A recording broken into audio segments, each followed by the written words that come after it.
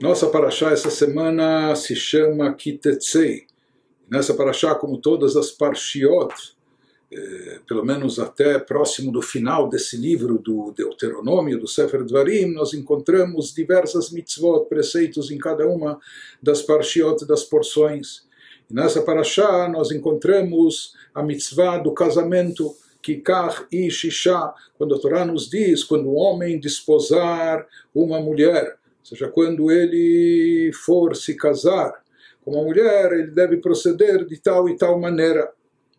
Na prática, nós sabemos, dentro do rito tradicional judaico, que debaixo da roupa do palio nupcial, quando o noivo presenteia a noiva com um anel, uma aliança de ouro, então ele recita a frase tradicional que diz Hareyat mekudeshet li, você é consagrada para mim, Betabat zo, através desse anel, Kedat Moshe Israel, conforme o costume tradicional, conforme aquilo que consta na Torá, que nos foi transmitida por Moshe e a tradição de Israel. De qualquer forma, vem o conceito de Hareyat Mekudeshet, você é consagrada.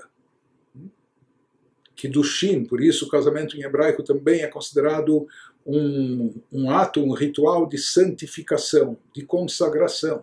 E o que significa essa consagração? Então, conforme diz a própria bênção nupcial, que a partir desse momento se estabelece um pacto de fidelidade completa entre noivo e noiva, e a partir de agora, marido e mulher, de ambas as partes. Então, quando o marido diz, você é consagrada para mim, assim como eu assumo a responsabilidade de me dedicar a você, então também na recíproca ele espera que ela se torne, consagrada, seja consagrada para ele. Consagrada significa que a partir desse momento o marido é fiel exclusivamente a ela, sua esposa, e a esposa também. A partir desse momento, até então, ela era solteira, talvez ela tinha vários pretendentes, ela podia escolher e selecionar com quem se casar, etc. Mas a partir desse momento, ela se torna esposa desse homem, né? Ele se torna o seu marido. Conforme versa a própria bênção nupcial, a partir desse instante, ela se torna proibida para todo o resto do mundo, e vice-versa, né? Há um pacto aqui de consagração, até de exclusividade. Então, por isso se diz, esse significa o termo consagrado, algo que é sagrado apenas para um determinado nível, o resto se torna laico, profano, etc.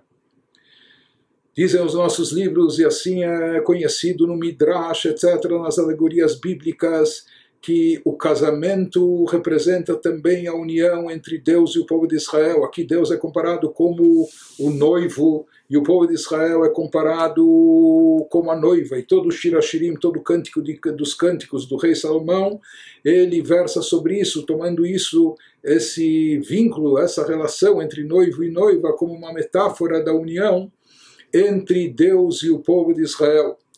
E aqui também se diz que no momento que ocorre esse casamento, inclusive o Midrash assim explica o Beyom Hatunato Zumatan Torah, um versículo no Shir Hashirim, no Cântico dos Cânticos, que se refere ao dia do casamento, às núpcias, dizendo quando ocorreu o dia do casamento, quando foram as núpcias, na hora da entrega da Torá. Nesse momento ocorreu o casamento, a fusão entre Deus e o povo de Israel, e naquele momento Deus nos consagrou, dizendo Hareyat mekudeshet li, a partir desse instante você está consagrada para mim. Ou seja, talvez até agora não houvesse um compromisso comigo, apenas comigo, mas a partir desse instante nós estabelecemos um pacto, não é? Através dessa aliança. Então, Hareyat mekudeshet li, você está consagrada para mim, o que significa que você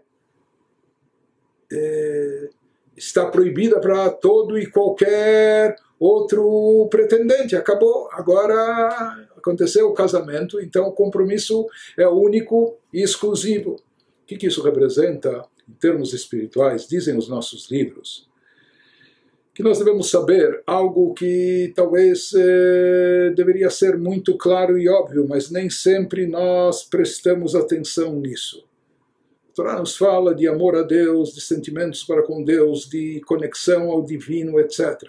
Que isso é a maior elevação que um ser humano pode obter, seja a criatura humana, de carne e osso, mortal, finito, limitado, se elevar e se vincular ao Deus infinito, ilimitado, etc. Então não existe algo mais elevado e sublime do que isso. Mas aqui se fala, esse é o casamento, essa é a fusão. Mas essa fusão requer um compromisso, um certo compromisso de exclusividade.